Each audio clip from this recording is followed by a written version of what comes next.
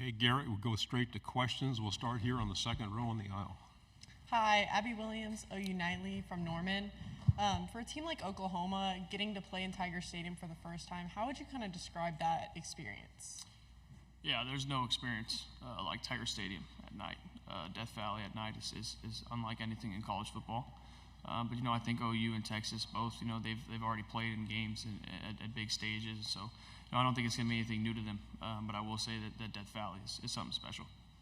Fifth row on the right. Andre Champagne, WAP TV.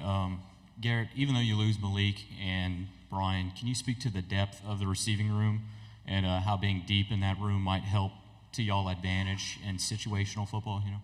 Yeah, I think our receiver group as a unit, they've really stepped up. They understand the standard that they're going to be held to being a receiver, at LSU. Obviously we just had 2 first-round draft picks and 2 first-rounders, in the past couple of years with Jets and Jamar, and you look at the history of LSU receivers, it's special.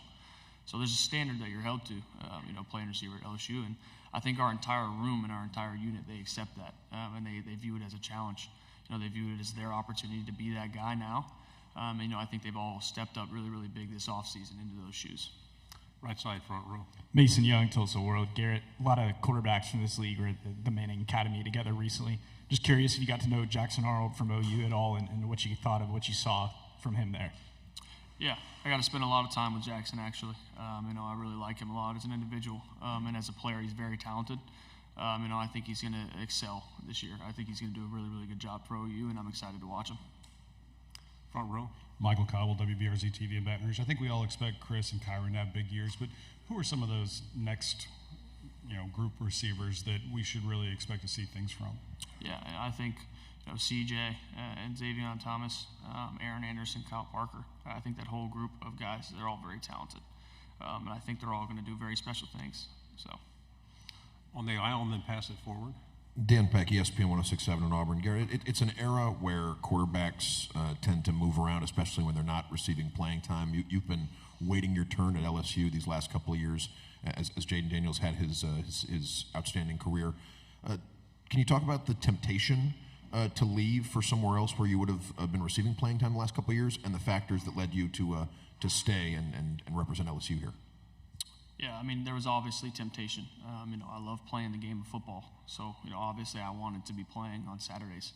But what kept me to stay was I felt like when I was making my decision out of high school where to go to school, I felt like there was a lot of prayer involved, and God brought me to LSU for a reason.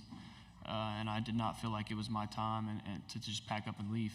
I felt like it was my duty to just keep my head down and trust into His timing and just work. I know God's timing is always right.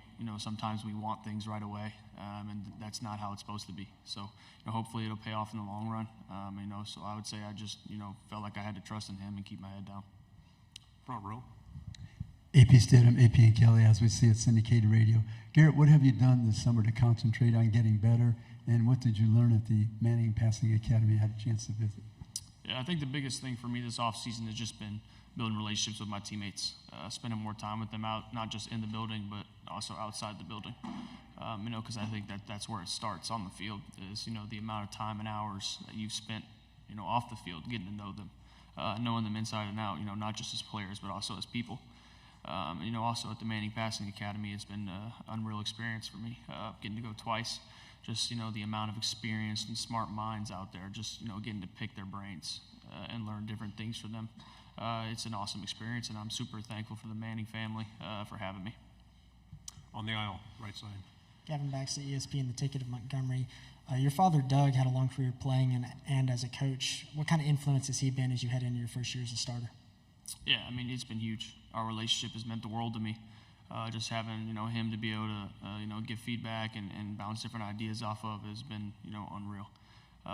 He was able to accomplish everything that I dream of accomplishing. And so getting to have somebody like that in my life who can, guide me, I guess you could say that way, it's special. And I'm very, very thankful for our relationship. Front row. Eric Bailey with Tulsa World. Being the newcomer, what are your perceptions of Oklahoma? What do you know about Oklahoma and its history? Yeah, I know that Oklahoma was a very storied program. Just being a fan of college football growing up, getting to watch different things. I was a big fan of Baker Mayfield, getting to watch him play and the talent that he had. I think both OU and Texas are very storied programs. I think adding them into the SEC only does good for the game. It creates a more competitive environment in the already most competitive conference in all of college football. I think it's great for the conference, and I think it's great for the game. Left side. Tyler Shaw with KBTX and College Station. Garrett, I don't know, maybe as a freshman, did you have the opportunity to work with Tommy Moffitt, the strength and conditioning coach? Just your thoughts on Tommy as a coach and kind of what how he helps develop players. Yeah, Coach Moffitt does an unbelievable job. He's a very tough love type of guy, and if he taught me anything, it was definitely mental toughness. And Coach Moffitt, I love him to death. I think he's going to do a really, really good job over at A&M. I'm very happy for him, very excited for him. And I think he's a very, very special person, a very, very special coach. Right side, back row. Harrison Vatnik, KLB5 Sports. Garrett, have you heard much or any advice from former LSU quarterback Joe Burrow? Has he given anything to you, or if not, what can you kind of take from his story where he wasn't a starter at first, then came into LSU and had a lot of success, obviously won a championship. So is there anything from his story that you can take and put into your quarterback days? Yeah, his story is very special. He had to wait his time as well.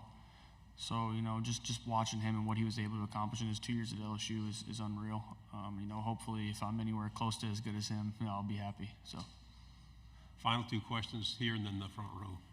Trevor Denton, Way 31. Garrett, you've played in some high-pressure situations at this point in your career. One of those was stepping in the middle of the game against Alabama last year. What did you learn from that specific situation on the road at Bryant-Denny, having to play in a huge rivalry game like that? What did you learn from that day? Yeah, I've been blessed with the opportunity to step into some pretty tough situations. I feel like they've only made me better as a player. Now, getting the experience and the preparation as well as a starter, I think it'll only help even more. That experience at Alabama, the SEC championship against Georgia, the end of the game against Auburn, I've been thrown into some tough situations, but it's only made me better. And I wouldn't trade it for the world. And even the times when I failed, just learning from them, and hopefully, just continuing as always to just try and push to be better. Final question. 4 of your 5 offensive linemen returning, 2 of them started as freshmen at the tackle spot. How is DJ fitting in, and what do you see in that group, and how can they be a strength for you?